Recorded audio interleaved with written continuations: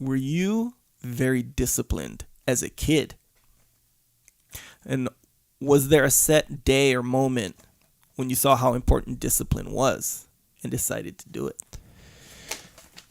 Well, as a kid, I think I was, for the most part, a kid. I was not some extremely disciplined kid.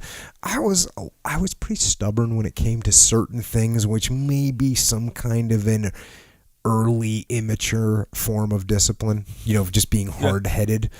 But I think as I got older, I saw the first thing I remember along these lines is seeing a lack of discipline around me. I didn't identify it as people having discipline. I saw like a lack of discipline. I saw weakness. I saw drugs. I saw alcohol. I saw laziness. And I started to get after it a little bit, right? A little tiny bit. But there was no role models. There was no internet. There was no guidance. I didn't have the sense to go to the library and find Bob Hoffman's book, How to Be Happy, Healthy, and Strong. Like, I didn't know to do that. I didn't have the sense to do that.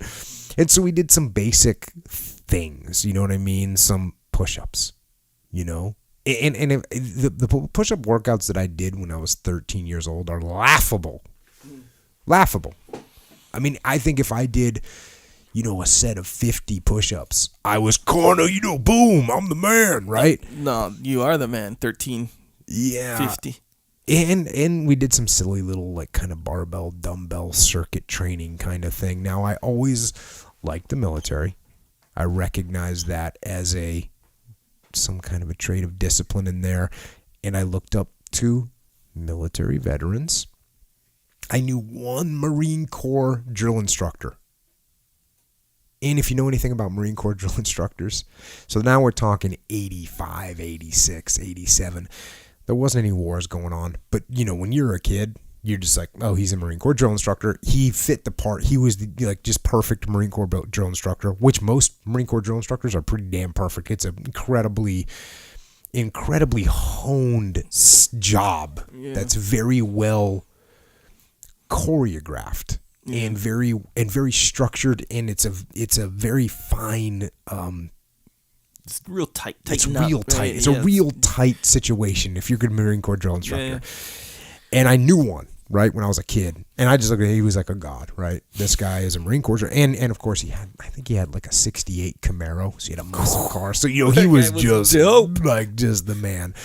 And so I got that going on, and then there was the hardcore bands that I started listening to, and they seemed to have some kind of, there was something there, right? I recognized something there. I recognized something with Black Flag. I recognized something with a band called Slapshot. I recognized something with the Cro-Mags, and I saw there was something in there, and I didn't know what it was, but it was some kind of strength. Right? Some kind of discipline was in there. I didn't put it all together, though. And there was no sort of unified way to go down this path. I didn't find that. And I don't know if I found it, what it would have looked like to me. Maybe you could say that path was the Boy Scouts, right? The Boy Scouts are a disciplined group of individuals that learn how to hike and hunt. And so was that it? I don't know. Maybe I didn't identify that, or I didn't have the right personality because I was kind of nonconformist, right? A little bit, a little bit of a rebel. So I didn't put it all together.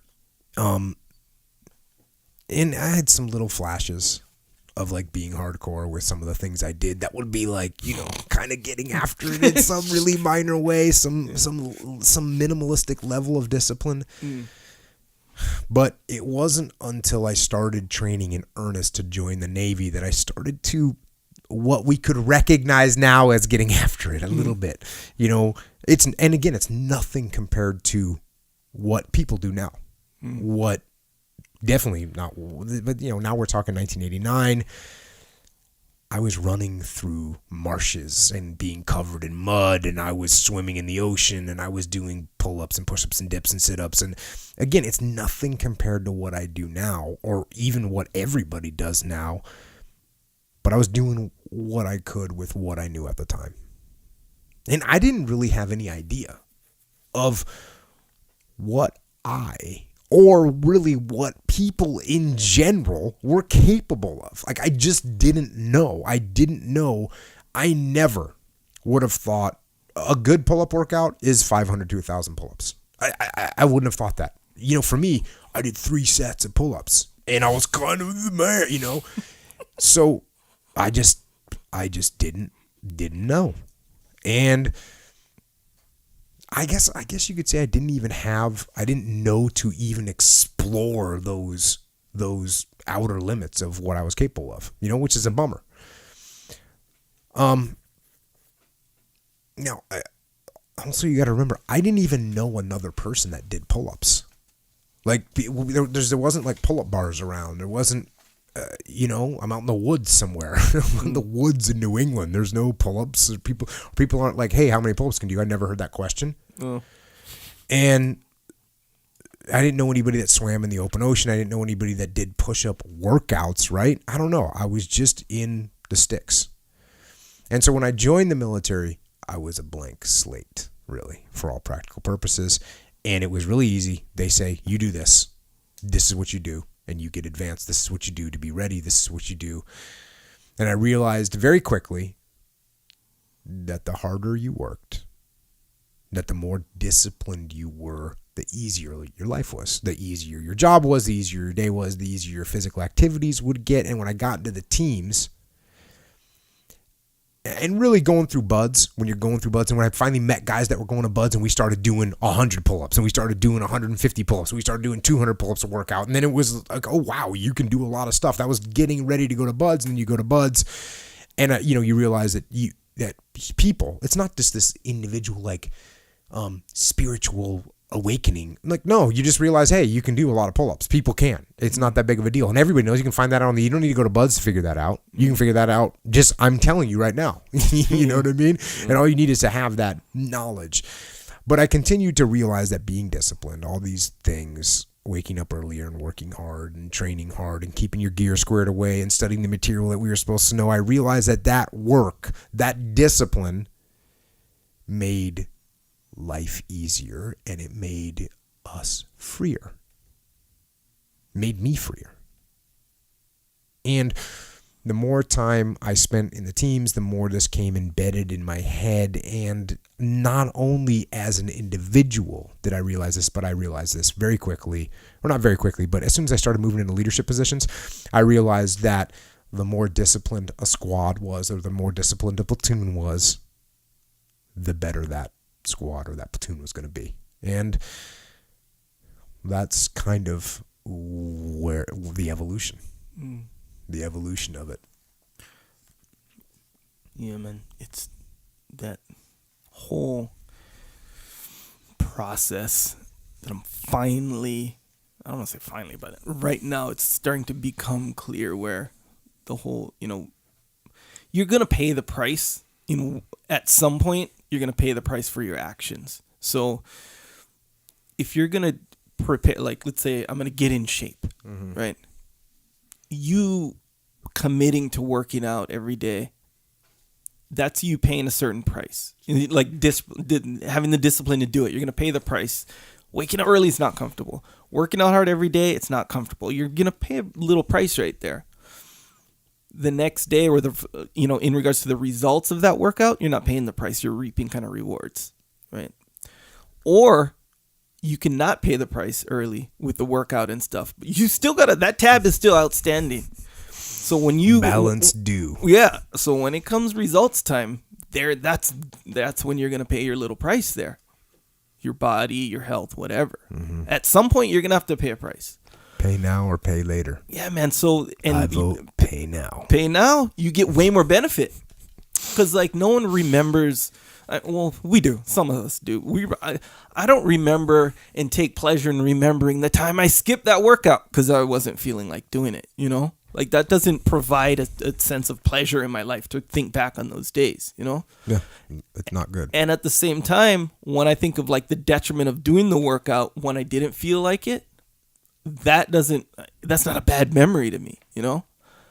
When I do think back of like, or think even now of like the result of being in better shape than the average person, or going to jiu-jitsu and not gassing or whatever, bringing in all the groceries at one time.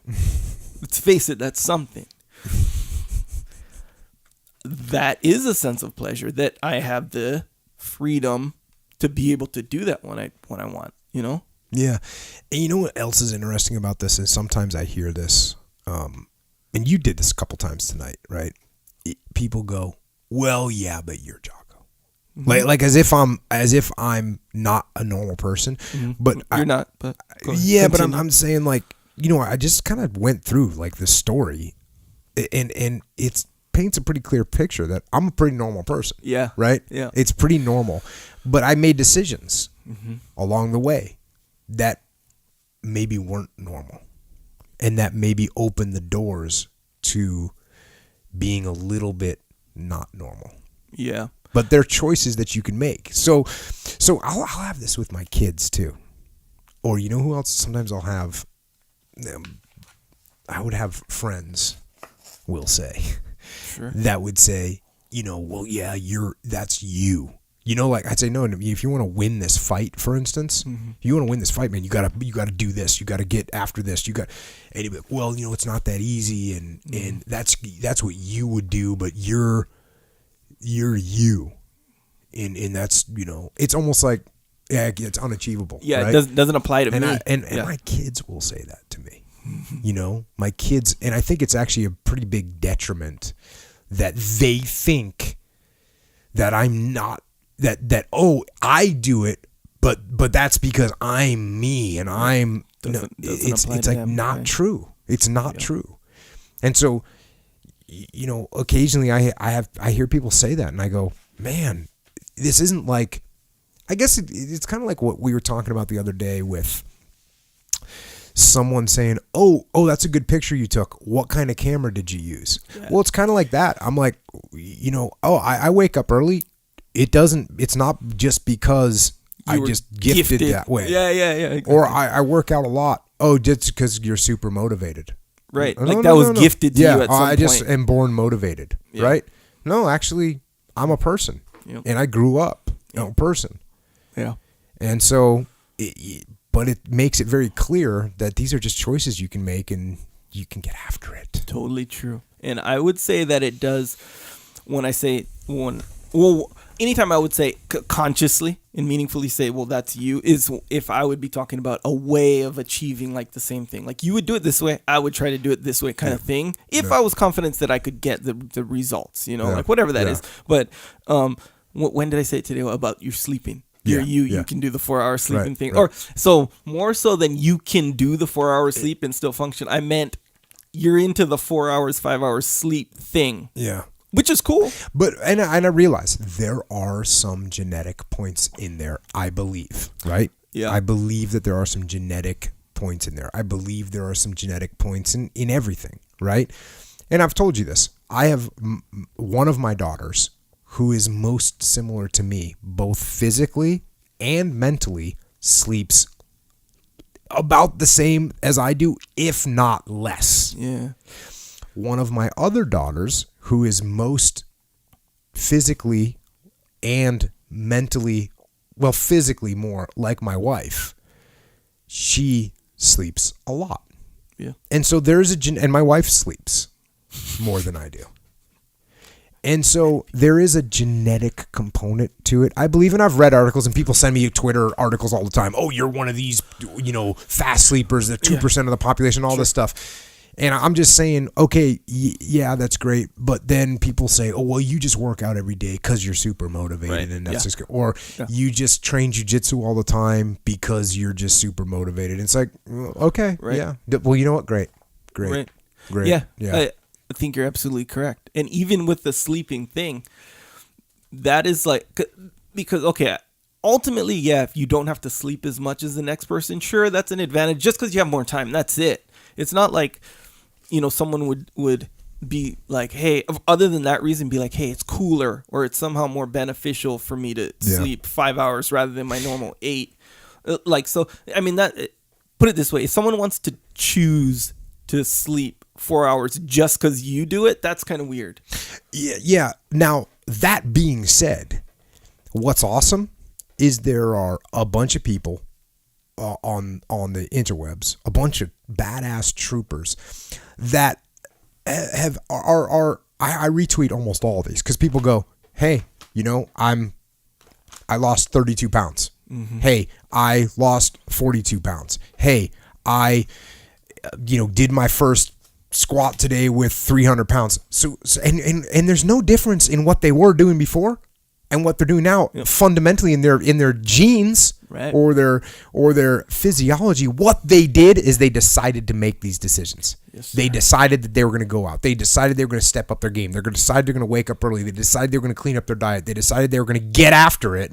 And when they do that, all of a sudden, boom, results. And you know what? You fast forward like 6 months, and people go, "Well, you just do that because you're super motivated." And they'll be thinking, "You know what? No, I'm not. I'm a person." Yep. And I choose to get after it. Yep. I recommend you all choose to get after it. And I encourage that. And you know what? It's not easy. Yeah. It's not easy. There's the nagging weakness that is pulling you down. Yep. You got to shut that thing down.